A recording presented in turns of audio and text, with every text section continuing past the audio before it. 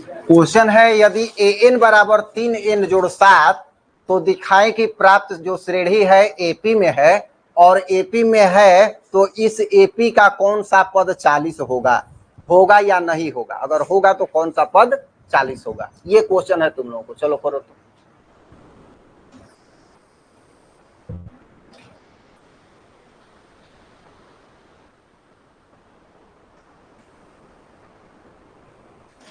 ऐसा ही क्वेश्चन देखो, पढ़ोगे ये सब आ जाएगा, ये कहोगे कि तो पढ़ाई नहीं हुआ है।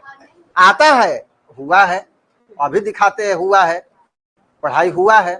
चलो देखो, n बराबर 1 तो a1 बराबर 3 गुना 1 जोड़ 7 बराबर 10।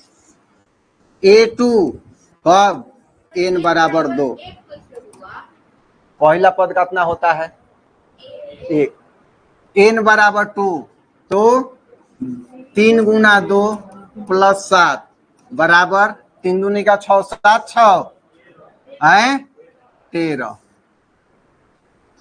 n बराबर 3 a3 बराबर 3 गुना 3 जोड़ 7 बराबर 3 3 का 9 7 दूनी का 14 15 16।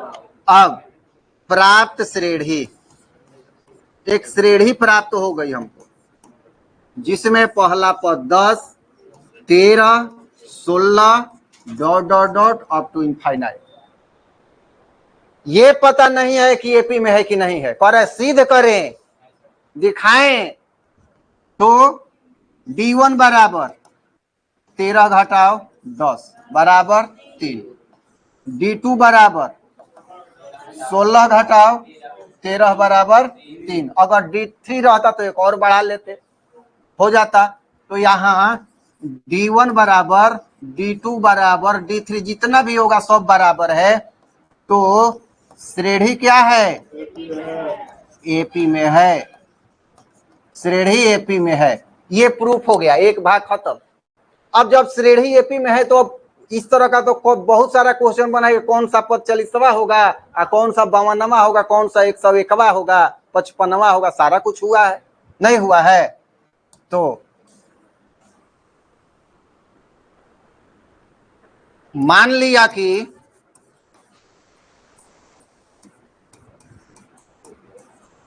nवां पद कितना है 40 है। nवां पद क्या है 40 है। अच्छा, इस एपी में बात करें तो a बराबर कितना 10, d बराबर 3 और n बराबर क्या करना है निकालना है। तो an बराबर कौन सा पद 40 है, an बराबर 40। तो यहां हो जाएगा 40 बराबर 10 जोड़ n माइनस 1 गुना 3। 40 माइनस 10 बराबर n माइनस 1 गुना 3, नहीं अगर हवा होगा तो 30 बराबर n माइनस 1 गुना 3। n माइनस 1 बराबर 30/3 हो जाएगा। n बराबर 10 प्लस 1, n बराबर 11। तो n बराबर 11 इसका हो जाएगा।